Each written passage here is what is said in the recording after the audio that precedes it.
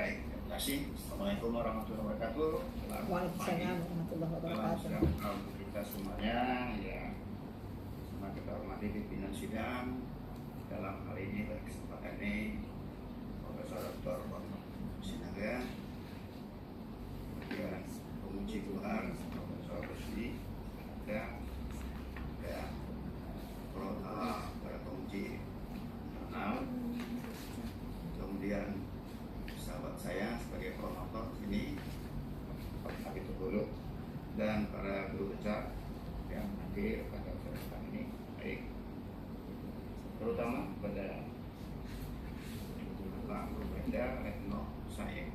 Ya, Prof. Pertama saya sampaikan selamat, perjuangan tinggal beberapa menit lagi akan selesai ya, dalam jangka waktu 7 tahun ini. Perjuangan ini di sela-sela banyak tugas ya, jabatan-jabatan yang sudah dikerjakan semua bisa berhasil, meskipun dalam studi ini ada terdapat yang disampaikan awalnya, dan syukur kita syukuri dari sudah banyak hal yang dipertanyakan atau penasaran. Kita selalu orang TV itu adalah bicara tentang tadi inovasi, tentang ide-ide yang cemerlang, ya, temuan-temuan baru, dan saya katakan ini adalah merupakan suatu inovasi. Ya. Disertasi ini dengan model semangat, tapi tidak ada gunanya ini kalau kita tidak dapat perpustakaan. Bagaimana ilmu perpustakaan ini kalau saya adalah sangat bagus ya, dan tentang tujuan orang studi itu.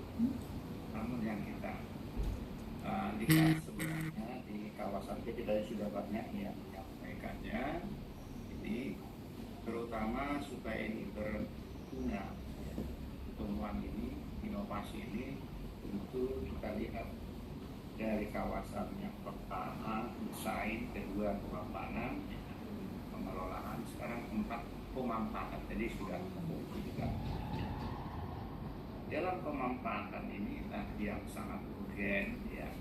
Tentu kita harus melibatkan berbagai stakeholder, kemudian orang-orang pembaharu yang bisa kita manfaatkan juga, tidak bisa hanya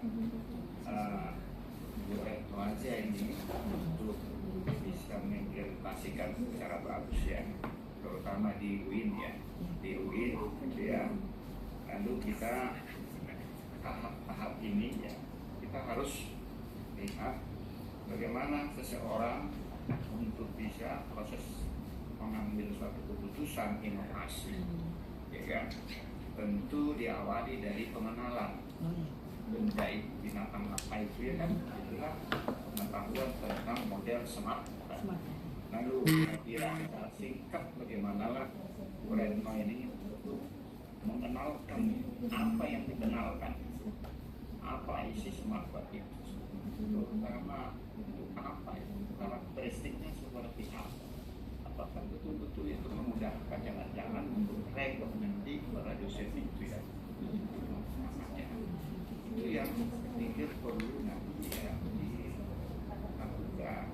Ya, tahap pertama dalam proses pengambilan keputusan dari seseorang, apakah itu digunakan atau tidak, kan itu perlu nanti dipikirkan ya. Baru setelah itu berhasil, apalagi dia gitu ya, yang ada tahap persuasi, sudah paham mereka, tidak cukup hanya udah dimiliki tahu ya, tapi dia masih belum, proses masih ada. Bagaimana itu supaya dia bisa implementasikan? Maka sebelum itu harus bisa juga bagaimana proses melakukan persuasi dari calon adopter ini, sehingga itu bisa lebih ya dimilikinya nanti ya. Lalu kemudian dari situlah akan muncul tahap keputusannya ya, mencoba atau tidak gitu ya. Maka mencoba atau tidak ini nanti kami yakinkan ini lima tahap ini ya, supaya kami juga yakin Iya. bahwa model smartphone ini sangat bermanfaat nanti digunakan khususnya dulu di Nauquin ya.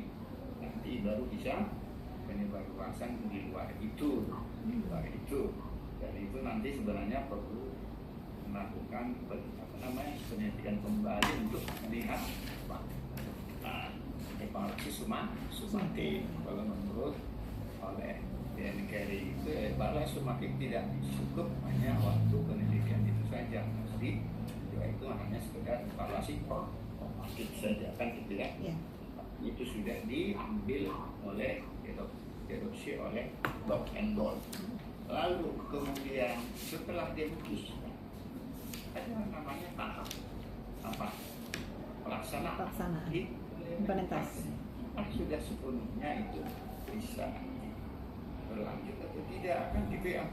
Dari itu tentu ada tahap terakhir kita bisa mengatakan bahwa model ini sudah betul ya diimplementasikan, dimanfaatkan oleh user-user yang ada pada universitas Islam ya. Lalu perlu ada tahap konfirmasi. Secara singkat saya ingin bagaimana pemanfaatan dulu ya supaya itu betul-betul dilaksanakan, digunakan. Coba dulu kaitkan dengan proses 5 proses pengambilan keputusan seorang dokter ya. Apakah inovasi itu bisa lebih silakan secara singkat saja. Iya, baik Prof. Jadi jadi memang model ini sebetulnya dari tahap sebetulnya tadi sudah saya sampaikan bahwa harus melalui untuk difusi inovasinya harus melalui proses tahap pertama itu pengetahuan, yaitu menyebarluaskan informasi smart ini dalam bentuk publikasi ilmiah, seminar dan workshop. Kemudian persuasi tentunya saya harus bisa mengembangkan strategi bagaimana mendemonstrasikan compatibility dari smarter ini dengan kurikulum dan praktek pengajaran yang ada gitu. Jadi harus bisa menunjukkan bahwa model ini sebenarnya sederhana dan praktis itu di dalam pembelajaran. Jadi itu aspek persuasinya supaya orang juga melihat ini menjadi sesuatu yang menjanjikan. Kemudian juga harus menampilkan hasil yang dapat diamati. Jadi dari hasil pembelajaran dengan model smart ini saya harus mengembangkan strategi bagaimana hasil dari pembelajaran smarter ini memang ditonjolkan keefektifannya. Kemudian tentunya dengan ini selanjutnya tentu orang akan bagaimana orang setelah mengambil keputusan terus apa gitu, so what gitu setelah mengambil keputusan. Nah tentunya di sini saya harus bisa memberikan dukungan dan bimbingan. Dalam hal ini saya sebagai orang yang sebagai pengembang, saya harus siap sedia untuk menjadi coaching, untuk menjadi semacam konsultan atau motivator di dalam bagaimana orang menjalankan model smarter ini. Jadi tempat rujukan orang untuk bagaimana menjalankan model smarter ini. Tentunya juga bisa memfasilitasi diskusi dan pertukaran pengalaman terhadap antara adopter awal dan juga calon adopter. Kemudian tentunya implementasinya ini saya menyediakan panduan step by step. Itulah lahir di dalam buku salah satu produk saya itu adalah model sebagai transformasi pendidikan masa depan. Itu merupakan langkah-langkah bagaimana menggunakan fasilitas LMS-nya sendiri sebagai media untuk bisa mengaplikasikan, mengimplementasikan model smarter ini. Kemudian yang terakhir adalah konfirmasi. Tadi juga sama dengan pertanyaan Prof. Hamid tadi bahwa terbayang oleh saya bagaimana nanti selanjutnya tentu saya ingin melihat apakah model ini memang masih relevan dengan perkembangan tuntutan pendidikan yang pada masa yang akan datang, dan juga apakah model ini juga perlu dikonfirmasi apakah model ini juga nanti akan relevan dalam konteks yang berbeda. Itu yang bisa saya sampaikan. Kemudian juga saya harus menyadari bahwa dalam penerimaan teknologi itu selalu ada 5 komponen orang yang mengambil keputusan terhadap teknologi itu, yang inovator, kemudian early adopter, kemudian early majority, kemudian late majority and laggards gitu. Jadi bagaimana strategi untuk masing-masing orang ini, seperti contohnya yang paling lama itu adalah untuk mengadopsi sebuah teknologi itu adalah kelompok laggards, di mana saya harus bisa mendemonstrasikan bahwa model smarter ini telah menjadi standar gitu, menjadi sesuatu yang baku. Tentu itu melalui proses gitu, menjadi sesuatu yang standar dalam pembelajaran literasi informasi, sehingga bagi kelompok semua orang bisa memanfaatkan ini. Itu barangkali yang bisa saya sampaikan, Prof. Terima kasih, Prof. Mas. Baik, berarti nanti perlu konfirmasi sebenarnya